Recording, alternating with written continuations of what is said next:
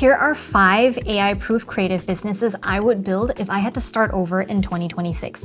Each one is impossible for AI to copy or replace.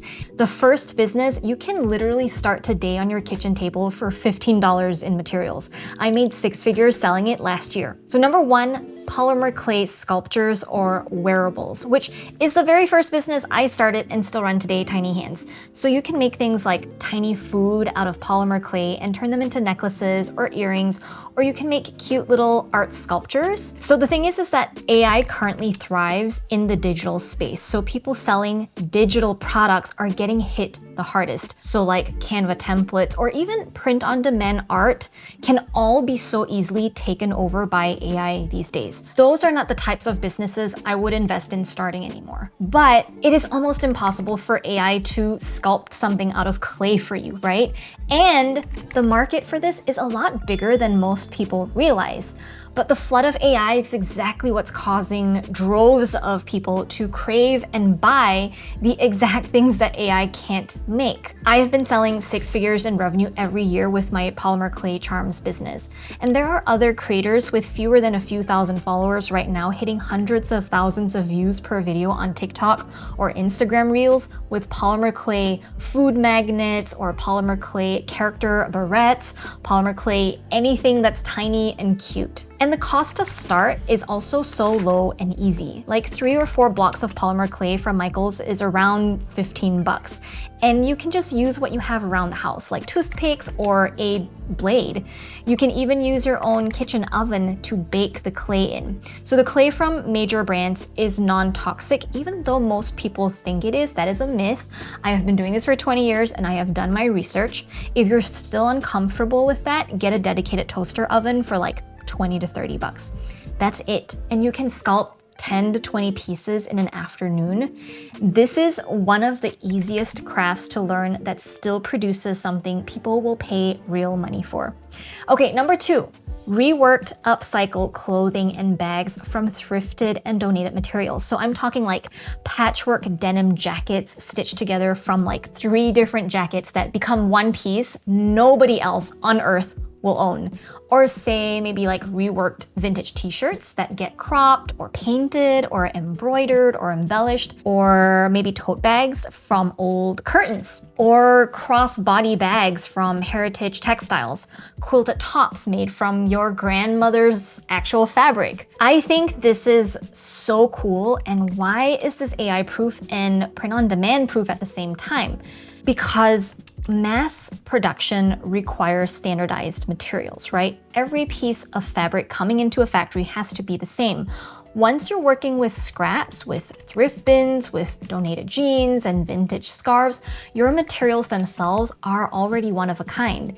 And that non-uniformity is the moat, which means your competitive advantage. With everything turning into AI this and AI that, one-of-a-kind products are going to sell even better than ever. And the proof this works at scale is already mainstream, right? I follow this textile artist that makes beautiful upcycled sweaters, and every time she launches a new drop, it sells out in minutes, and they go for hundreds of dollars each.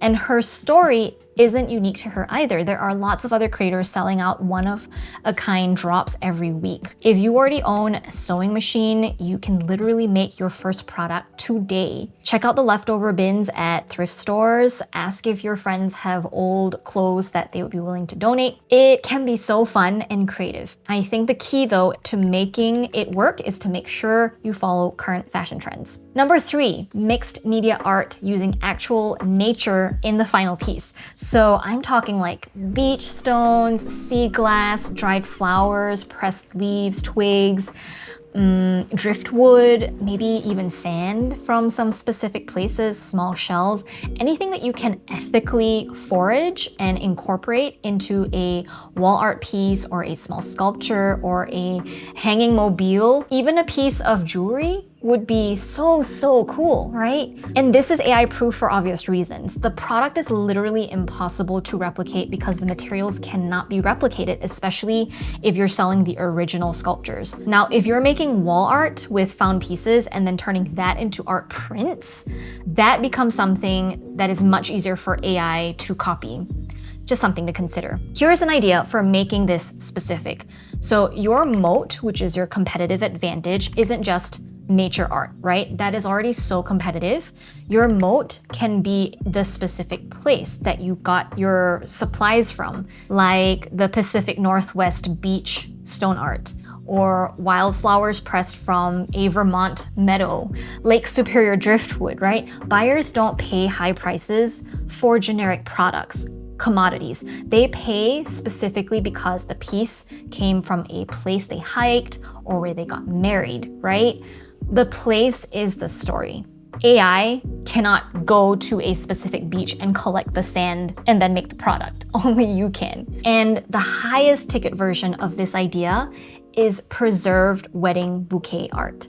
Brides will pay several $100s, if not more, to have their bouquet preserved into a framed botanical or resin piece. You can do every one of these really, really well with a beautiful handmade product and still not make any money. So the product alone isn't going to be enough. You also need a story that goes behind it. And in business, that's called a brand. Your brand is the reason a total stranger scrolling past your work on Instagram or even at a craft show gives them a reason to stop, and it gives them a reason to recognize your work as this is uniquely you, and then it makes them trust you enough to buy. Without that, you are going to be one of a million other handmade Etsy shops competing on just price. And that's what I mean by a commodity. Here is the most extreme proof of how much your story or brand can help you. I'm sure you've heard of the company Liquid Death. It is literally water in a black can, valued at over $1 billion in 2024. Let's just sit with that for a moment. So it sells at premium prices because the branding does all the work, right? If you were to look at it and study it, they have this death metal skull aesthetic. Their tagline is "Murder Your Thirst," and the whole anti-corporate punk vibe that they've got going on, that is what people are paying for. They're buying into the story, not into the water. So having a great handmade product only works if you have a good story or a brand behind it. And that's what design.com can help you do. Who is sponsoring today's video? Hey! So if the handmade part is the moat, then the brand story is like the megaphone, right? And that's what's gonna help you get those sales. So design.com is an all-in-one AI design platform that builds the whole brand identity for you. And I know some of you out there in the comments are gonna come at me. I know it might seem ironic that we are here in this video talking about building AI-proof businesses, but I feel this is actually a great way to use AI. I'm not really supportive of using AI for like creating the actual product that you sell because that's not gonna last, but in letting it help you do all of the other businessy things so you can spend more time creating and making the product, making art, and so you can start selling faster. So how it works is you type in your business name and a few keywords and the AI generates original professional logo options that are commercially safe for you to use. You can even make custom changes to your logo to really make it your own by talking to the AI chat. The platform also builds your business cards, your packaging, your social posts, and any other marketing material you need, and it automatically pulls all of your brand colors and all the fonts across all of it so everything matches and feels congruent. You don't need design or tech skills to do this well with design.com. If you have looked out there, paying a professional will cost thousands of dollars.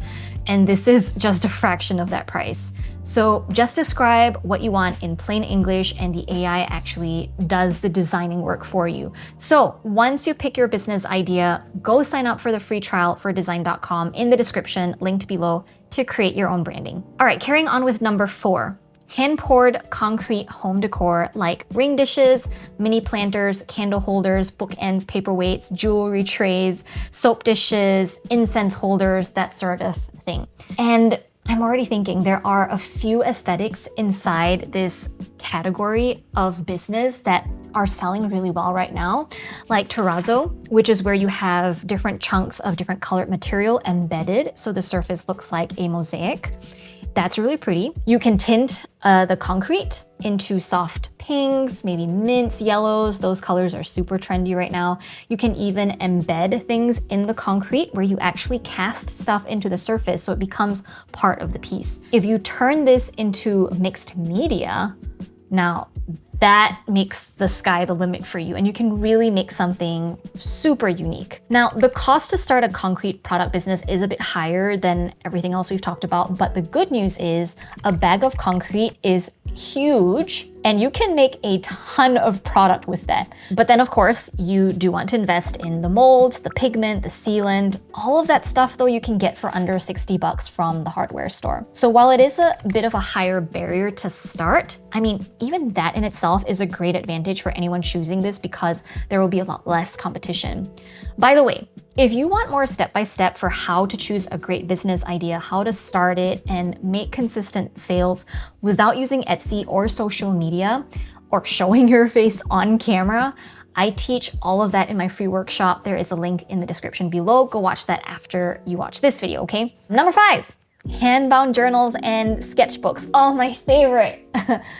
So journals will always sell, okay? People use them daily, and the great thing is you run out of pages, so you always need a new notebook. Or if you're like me, you don't even run out of pages, you just love collecting notebooks. And the perceived value is surprisingly high. A hand-bound book with a custom cover, depending on the size and detail, goes for somewhere between $30 and over $150 at retail.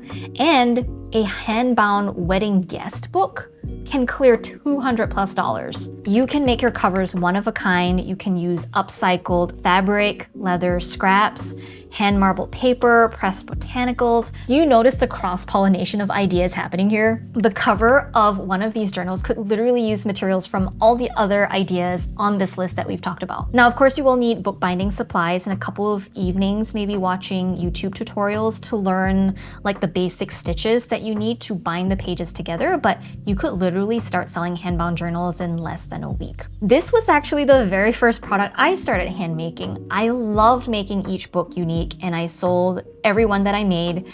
My very first sale was for a journal, not a polymer clay charm, actually. Fun fact. Now, there is a reason I am explicitly not giving you the actual shop names or images in this video, of course, aside from mine, of all of the different ideas that we have covered here today, because it is my belief that that is literally how these different niches oversaturate, right? If everyone just sees exactly like, here is the trendy product to make, and then everyone just starts making it and copying it, that's when it gets competitive and everyone loses. Videos like this only work, and your business will only work if everyone making whatever products that I've talked about brings something different to the table. So what's the version that's yours? Maybe going back to the polymer clay idea, maybe you're making just focused on miniature dim sum because you grew up eating that. Maybe it's making like mid-century cocktails. I don't know. Maybe you're making tiny vegetables because you love gardening too. The key here is shrinking down something that is universally loved and in demand, and then turning it into a product people already buy, like jewelry or clothes. The specificity is the part that nobody can copy, and that's what will make your business unique from not just AI businesses out there, but even among other handmade stores. So for example, for the upcycle clothing, what is the aesthetic that's yours? Like maybe you're super into cottagecore, and someone else might be into grunge dark academia. Or maybe you do like a cool 90s revival work style with denim. Pick your aesthetic. The aesthetic is the part that nobody can copy. You are going to have a much easier time making sales if you do this part right. And the reason that handmade wins in 2026 and beyond, frankly, is that you can make handmade products truly unique. You can make them one of a kind. And due to the nature of handmade, small batches are just the natural economic outcome of handmade. And because everyone is zigging right now with digital products, the best thing that you can do is zag with going all into physical handmade products. But knowing the business idea is only half the problem, right?